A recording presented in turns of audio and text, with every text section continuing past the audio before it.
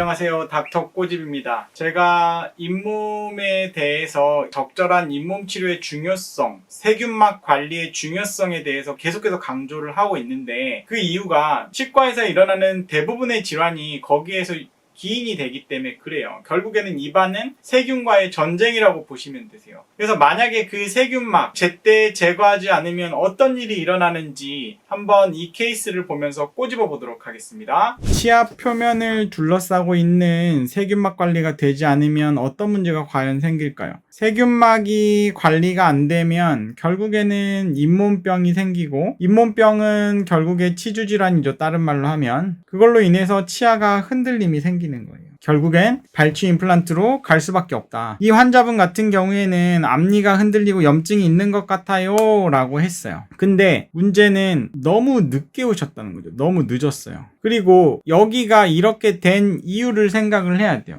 여기도 이미 흔들림이 있어서 잇몸이 너무 나쁜 상황이고, 이쪽 편도 이미 의미가 없어요. 치아 뿌리 끝이 여기라고 하면 여기까지 뼈가 녹았기 때문에. 그래서 일단은 여기에 대해서 발치하기로 했고, 여기에 대해서 발치하기로 했고, 이쪽은 일단 잇몸 수술해서 살려보고, 여기에 두 개 치아가 없기 때문에 임플란트하고 이쪽 치아 임플란트하고 앞니 임플란트 하기로 하셨어요. 근데 이제 앞니 같은 경우에는 보시면 잘못된 레진이 불러온 나비 효과 같은 거예요. 제가 누누이 말씀드렸죠. 앞니 레진을 할 때는 아마 여기 사이에 레진이, 앞니 틈이 벌어졌다고 아마 레진을 과거에 했을 텐데, 레진이 아래에서부터 자연스럽게 이렇게 치아의 모양을 형성을 해야 된다고 말씀을 드렸죠. 근데 여기 보시면 턱이지게 레진을 해놓으면 요 부위에는 세균들이 살기 좋은 거예요. 세균들이 살기 좋은 환경이 돼버리기 때문에 여기가 위생관리를 할 수가 없고, 결국에 이 부분부터 세균들이 막을 치기 시작해서 점점 막을 치니까 뼈가 그냥 녹아버리는 거예요. 그래서 잘못된 레진이 불러온 나비 효과라고 저는 표현을 할 수가 있어요. 그래서 이 간단한 레진 치료가 얼마나 중요한지 저는 강조를 해드리고 싶어요. 아니나 다를까 뽑아봤더니, 자, 여기에서부터 시작된 세균막이 뿌리 끝에 다 이렇게 둘러싸고 있는 거예요. 요 주변으로. 레진을 하고 난 다음에 치아보다 거칠잖아요, 표면이. 그러니까 세균들이 더 달라붙기 좋기 때문에 사이에 치실을 쓰시고 관리하는 게 굉장히 중요한데, 그걸 할 때 여기가 굉장히 자연스럽게 이행되는 표면을 해놓은 사람이랑 안 해놓은 사람이랑 차이가 많다. 그래서 이 환자분 같은 경우에는 발치직스 임플란트를 했어요. 실은 여기가 이미 뼈가 녹아있기 때문에 임플란트를 하면 비신미적이 될 수밖에 없어요. 근데 중년의 남성분이시고, 나는 옆에 치아를 그래서 다른 치과에서는 여기를 갖다가 깎아가지고 브릿지를 하라고 말씀을 들으셨는데, 제가 그러지 말고 옆에 있는 멀쩡한 치아 깎지 마시고 그냥 여기 좀 신미적으로 잇몸 조금 올라갈 수밖에 없는데 그냥 임플란트 해가지고 다른 치아는 그냥 열심히 관리하시죠 라고 해가지고, 진짜 예쁘게 하고 싶으면 브릿지를 해야 돼요. 왜냐면 임플란트 결과가 이미 잇몸이 올라갈 수밖에 없어요. 왜냐면 뼈가 너무 많이 녹았으니까. 신미성을 택하면 브릿지지만, 그게 아니면 이제 임플란트를 하자고 해가지고 이제 임플란트를 해드린 거예요. 그래서 임플란트를 뭐 이렇게 기다려서 잘 마무리를 해가지고, 여기는 보시면 제가 레진도 다시 했죠. 아래에서부터 자연스럽게 올라오는 이런 레진을 해야 되는 거예요. 이런 레진을.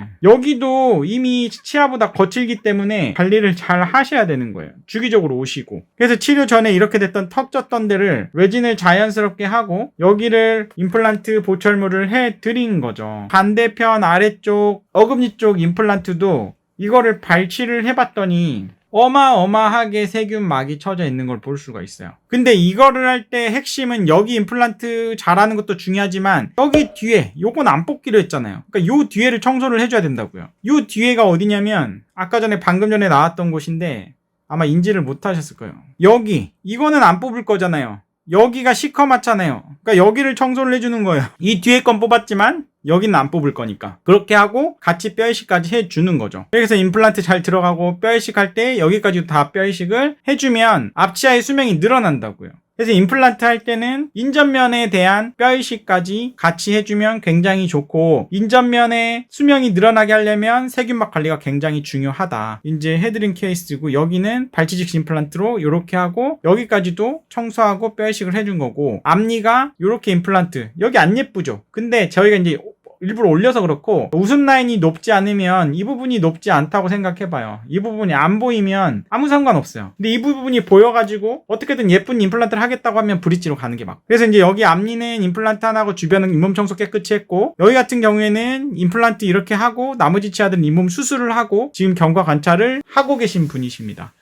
그래서 이제 여러분들이 앞니가 너무 많이 흔들리거나 아니면 잇몸 질환이 이미 진행이 되신 분들 같은 경우에는 어쩔 수 없이 임플란트를 할 수밖에 없어요. 이 임플란트를 할 때 어떤 선택을 하느냐는, 어떤 치과를 선택하느냐는 이 영상이 아마 도움이 되셨을 거라고 생각해요. 나머지 옆에 있는 치아들의 수명을 늘리기 위해서, 나머지 옆에 있는 치아들이 임플란트로 가지 않기 위해서 어떤 노력을 해주고 있느냐, 그런 치과에서 치료를 받으시고 임플란트를 하셔야 어쩔 수 없이 뽑아야 되는 치아는 뽑아서 임플란트를 하지만 옆에 있는 치아들은 수명이 늘어날 수 있을 거라고 확신합니다. 이 영상이 도움이 되셨다고 하시면 닥터고집 치과 DM 좋아요 구독 요청드리고, 질문사항 있으시면 댓글로 달아주시면 저희가 마이덴TV에서 답변을 해드리고 있습니다. 마이덴TV도 좋아요와 구독 꼭 요청드립니다. 감사합니다.